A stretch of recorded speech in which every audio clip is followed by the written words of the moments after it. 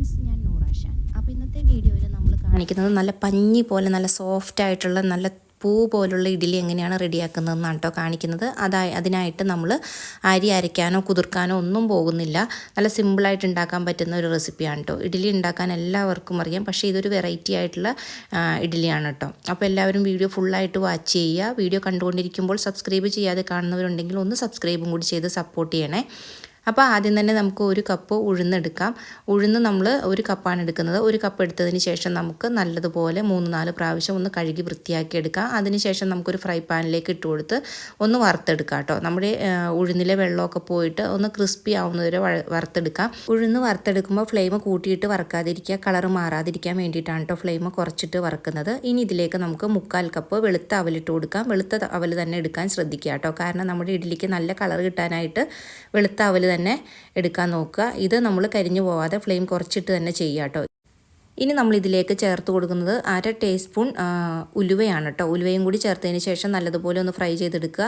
നമ്മളിതിൻ്റെ പാകം അറിയുന്നത് നമ്മുടെ അവൽ കൈകൊണ്ട് പൊടിക്കുമ്പോൾ പൊടിയുന്ന ഒരു പരുവാകുമ്പോൾ നമുക്ക് സ്റ്റൗ ഓഫ് ചെയ്യാം കേട്ടോ. ഇപ്പോൾ ഏകദേശം ആയി കിട്ടിയിട്ടുണ്ട്. ഇനി നമുക്കിത് സ്റ്റൗ ഓഫ് ചെയ്യാം. എന്നിട്ട് തണുത്തതിന് ശേഷം മിക്സിയുടെ ജാറിലേക്ക് ഇട്ട് നല്ലതുപോലെ ഒന്ന് പൊടിച്ചെടുക്കുക കേട്ടോ. നല്ല ഫൈനായിട്ട് പൊടിച്ചെടുക്കണം, തരികളൊന്നും ഇല്ലാത്ത പോലെ പൊടിച്ചെടുക്കുക കേട്ടോ. എന്നിട്ട് നമുക്കൊരു അരിപ്പയിലേക്കിട്ട് ഈ പൊടി ഒന്ന് നമുക്ക് അരിച്ചെടുക്കാം. നല്ലതുപോലെ അരിച്ചെടുക്കുക. ഞാനിവിടെ ഒരു വട്ടം അരിക്കുന്നുണ്ട്. അതിനുശേഷം നമുക്ക് വന്ന തരികളൊക്കെ ഒന്നുകൂടി ഞാനിട്ട് പൊടിച്ച് വീണ്ടും അരിച്ചെടുത്തിട്ടുണ്ട് കേട്ടോ. ഇനി ഇതിലേക്ക് നമ്മൾ ചേർത്ത് കൊടുക്കുന്നത് 2 കപ്പ് അരിപ്പൊടിയാണ് കേട്ടോ. ഞാൻ ഇത് അരി കഴുകി വാരി വെയിലത്ത് വെച്ച് ഉണക്കിയിട്ട് പൊടിപ്പിച്ച അരിപ്പൊടിയാണ്. നമ്മൾ വറുത്ത പൊടി എടുക്കാതിരിക്കാൻ ശ്രദ്ധിക്കുക കേട്ടോ. വറുത്ത പൊടി എടുക്കുമ്പോൾ നമുക്ക് വറുത്ത പൊടിയുടെ ഒരു ടേസ്റ്റ് വരും. ഉഴുന്നിൻ്റെ ടേസ്റ്റ് കുറഞ്ഞതുപോലെ എനിക്ക് ഫീൽ ചെയ്തിട്ടുണ്ട്. ഞാൻ അങ്ങനെയും റെഡിയാക്കി നോക്കിയിട്ടുണ്ട് കേട്ടോ. അപ്പോൾ ഉഴുന്നിൻ്റെ ടേസ്റ്റ് കിട്ടാണ്ട് നമുക്ക് വറുത്ത അരിപ്പൊടിയുടെ ടേസ്റ്റ് വന്നതുപോലെ ഫീൽ ചെയ്തിട്ടുണ്ട്. അതുകൊണ്ടാണ് കേട്ടോ ഞാനിങ്ങനെ കഴുകി വാരി വെയിലത്ത് വെച്ച് ഉണക്കിയതിന് ശേഷം പൊടിച്ചെടുക്കുന്നത്. ഇനി ഇതിലേക്ക് നമുക്ക് ആവശ്യത്തിന് വെള്ളം ഒഴിച്ചു കൊടുക്കാം കേട്ടോ. നമ്മുടെ പൊടിയുടെ ഒരു ഇതനുസരിച്ചിരിക്കും വെള്ളത്തിൻ്റെ അളവ്. അപ്പോൾ നമ്മൾ ഇഡ്ഡലിയുടെ ഒരു ബാറ്റർ എങ്ങനെയാണെന്ന് എല്ലാവർക്കും അറിയാമല്ലോ. ആ ഒരു രീതിയിൽ എത്തുന്നത് വരെ നമ്മൾ വെള്ളം ഒഴിച്ച് കുറേശ്ശെ വെള്ളം ഒഴിച്ച് നമ്മൾ മിക്സ് ചെയ്തെടുക്കുക കേട്ടോ. ഞാനിവിടെ ഒരു 5 കപ്പോളം വെള്ളം ഒഴിച്ചിട്ടുണ്ട്. എൻ്റെ പൊടിക്ക് അത്രയും വെള്ളം ആവശ്യമായിട്ട് വന്നു കേട്ടോ. അപ്പോൾ ഞാൻ കുറേശ്ശെ ഒഴിച്ച് ആണ് കുഴച്ചെടുക്കുന്നത്. അപ്പോൾ എല്ലാവരും ഈ ഒരു ഇഡ്ഡലിയുടെ കൺസിസ്റ്റൻസി എത്തുന്നത് വരെ നമുക്ക് വെള്ളം ഒഴിച്ചൊന്ന് കുഴച്ചെടുക്കാം കേട്ടോ.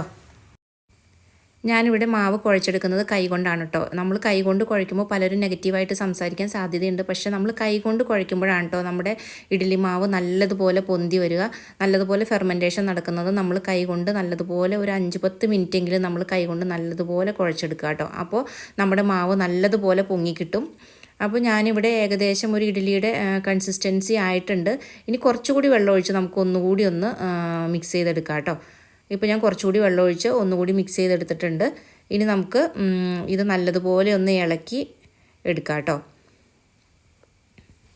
ഒരു 10 മിനിറ്റെങ്കിലും നമ്മൾ ഇതുപോലെ മിക്സ് ചെയ്യാനായിട്ട് ശ്രദ്ധിക്കുക കേട്ടോ. നല്ല ബബിൾസൊക്കെ വന്നിട്ട് നമ്മുടെ ഇഡ്ഡലി മാവ് നല്ലതുപോലെ പൊന്തി കിട്ടാനായിട്ട് നമുക്ക് ഈ ഒരു മിക്സിങ് നമ്മളെ ഹെൽപ്പ് ചെയ്യും കേട്ടോ. ഇപ്പോൾ നല്ലതുപോലെ ഇഡ്ഡലി മാവിൻ്റെ കൺസിസ്റ്റൻസി ആയിട്ടുണ്ട്. ഇനി ഇത് ഞാൻ വെച്ച് കൊടുക്കുന്നത് ഒരു റൈസ് കുക്കറിലേക്കാണ് കേട്ടോ. റൈസ് കുക്കറിലേക്ക് വെച്ച് കൊടുത്തതിന് ശേഷം ഞാനൊരു ഗ്ലാസ് അതിൻ്റെ ഉള്ളിലായിട്ട് വെച്ച് കൊടുക്കുന്നുണ്ട് കേട്ടോ. അതാ ഇതുപോലെ ഒരു ഗ്ലാസ് വെച്ച് കൊടുക്കുന്നുണ്ട്. എന്നിട്ട് ഞാൻ മൂടി വെക്കുന്നുണ്ട് കേട്ടോ. മൂടി വെക്കുമ്പോൾ ഗ്ലാസിൻ്റെ മുകളിൽ എന്തെങ്കിലും വെയിറ്റ് ഉള്ളത് വെക്കാൻ ശ്രദ്ധിക്കുക. കാരണം ഗ്ലാസ് ചിലപ്പോൾ എയർ കൊണ്ട് പോകാൻ സാധ്യതയുണ്ട് കേട്ടോ. നമുക്ക് രാവിലെ ഒന്ന് എടുത്ത് നോക്കാം. ഞാനിപ്പോൾ നമ്മുടെ റൈസ് കുക്കർ ഒന്ന് തുറന്ന് നോക്കുന്നുണ്ട്. അതുപോലെ തന്നെ മൂടിയും കൂടി ഒന്ന് നമുക്ക് പൊക്കി നോക്കാം കേട്ടോ. ഇപ്പോൾ നമ്മുടെ മാവ് ഇതാ ഇവിടെ നല്ലതുപോലെ ഫെർമെൻറ്റ് ചെയ്ത് കിട്ടിയിട്ടുണ്ട്. നല്ലതുപോലെ പൊങ്ങി കിട്ടിയിട്ടുണ്ട് കേട്ടോ. പക്ഷേ നമ്മൾ ഈ ഗ്ലാസ് വെച്ചതുകൊണ്ട് നമ്മുടെ മാവ് പുറത്തേക്ക് വീണ് പോയിട്ടില്ല. അതിന് വേണ്ടിയിട്ടാണ് കേട്ടോ നമ്മൾ ഈ ഗ്ലാസ് വെച്ച് കൊടുക്കുന്നത്. അപ്പോൾ നമ്മുടെ മാവ് നല്ലതുപോലെ പൊങ്ങി കിട്ടിയിട്ടുണ്ട്. ഇനി ഇതിലേക്ക് നമുക്ക് ആവശ്യത്തിന് ഉപ്പ് കൂടി ചേർത്തിട്ട് നല്ലതുപോലെ ഒന്ന് മിക്സ് ചെയ്തെടുക്കാം കേട്ടോ. കാരണം ഇതുപോലെ നല്ല പതഞ്ഞ് പൊങ്ങിയിരിക്കുന്നത് കൊണ്ട് നമ്മൾ നല്ലതുപോലെ മിക്സ് ചെയ്താൽ മാത്രമേ ഉപ്പ് എല്ലാ ഭാഗത്തും എത്തുള്ളൂ. അതുകൊണ്ട് നമ്മൾ നല്ലതുപോലെ ഒന്ന് മിക്സ് ചെയ്തെടുക്കാം. ഇപ്പോൾ നമ്മുടെ മാവ് നല്ലതുപോലെ മിക്സ് ആയിട്ടുണ്ട്. ഇനി നമുക്ക് ഇഡ്ഡലി തട്ടിലേക്ക് ഞാൻ ഇഡ്ഡലി ചെമ്പ് ചൂടാവാനായിട്ട് വെച്ചിട്ടുണ്ട് കേട്ടോ. ഇഡ്ഡലി തട്ടെടുത്ത് അതിലേക്ക് ബട്ടർ തേച്ച് കൊടുക്കാം കേട്ടോ. ഈ ബട്ടർ തേച്ച് കൊടുക്കുന്നത് എന്താണെന്ന് വെച്ചിട്ടുണ്ടെങ്കിൽ ഈ ബട്ടർ തേച്ച് കൊടുക്കുമ്പോഴാണ് നമ്മുടെ ഇഡ്ഡലി പാത്രത്തിൽ നിന്ന് നല്ലതുപോലെ വിട്ടുപോരുന്നത് കേട്ടോ. നമുക്ക് കൈ കൊണ്ട് തന്നെ അടർത്തി മാറ്റിയെടുക്കാൻ സാധിക്കും. അതുകൊണ്ടാണ് കേട്ടോ ഞാൻ എപ്പോഴും ബട്ടർ തന്നെ. ഇനി നമുക്ക് ഇഡ്ഡലി തട്ടിലേക്ക് മാവ് കോരി ഒഴിച്ച് കൊടുക്കാം കേട്ടോ. എന്നിട്ട് ചൂടായിട്ടുള്ള ഇഡ്ഡലി ചെമ്പിലേക്ക് വേണം നമ്മൾ ഈ ഇഡ്ഡലി പാത്രം ഇറക്കി വെക്കാനായിട്ട്. കാരണം നമുക്ക് നല്ലതുപോലെ ഇഡ്ഡലി പൊന്തി കിട്ടാനായിട്ട് അങ്ങനെ ചൂടുള്ള ഇഡ്ഡലി പാത്രത്തിലേക്ക് വെച്ച് കൊടുക്കുമ്പോൾ പെട്ടെന്ന് തന്നെ നമ്മുടെ ഇഡ്ഡലി പൊങ്ങി കിട്ടും കേട്ടോ. ഇപ്പോൾ ഞാൻ തട്ടിലേക്ക് വെച്ച് കൊടുത്തതിന് ശേഷം മൂടി കൊടുക്കുന്നുണ്ട്. ഇനി നമുക്ക് 5 മിനിറ്റിൽ നമ്മുടെ ഇഡ്ഡലി റെഡിയായി കിട്ടും കേട്ടോ. വെറും 5 മിനിറ്റ് മാത്രം മതി നമ്മുടെ ഇഡ്ഡലി വെന്ത് കിട്ടാനായിട്ട്. ദാ ഇവിടെ ഇഡ്ഡലി നല്ലതുപോലെ നല്ല സോഫ്റ്റായിട്ട് നല്ല ബോൾ പോലെ പൊങ്ങി വന്നിട്ടുണ്ട് കേട്ടോ. അപ്പോൾ നമ്മുടെ മാവ് നല്ലതുപോലെ ഫെർമെൻ്റ് ആയിട്ടുണ്ടായിരുന്നു. അതുകൊണ്ടാണ് നമ്മുടെ ഇഡ്ഡലി ഇതുപോലെ സോഫ്റ്റായിട്ട് നല്ലതുപോലെ പൊങ്ങി വന്നത് കേട്ടോ. നമ്മൾ ബട്ടർ തേച്ചത് കൊണ്ട് തന്നെ നമ്മുടെ ഇഡ്ഡലി ഇങ്ങനെ കൈകൊണ്ട് തന്നെ നമുക്ക് അടർത്തി മാറ്റിയെടുക്കാൻ സാധിക്കും. തണുത്തതിന് ശേഷം നമുക്ക് ഇതുപോലെ അടർത്തി മാറ്റിയെടുക്കാം കേട്ടോ.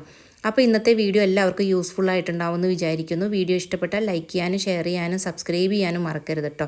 എൻ്റെ പുതിയ ചാനലാണ്, എല്ലാവരുടെയും സപ്പോർട്ട് പ്രതീക്ഷിച്ചുകൊള്ളുന്നു. അപ്പോൾ ഇനിയും ഇതുപോലുള്ള നല്ല നല്ല റെസിപ്പീസും വീഡിയോസും ഒക്കെ ആയിട്ട് ഞാൻ വരുന്നതായിരിക്കും. Thanks for watching.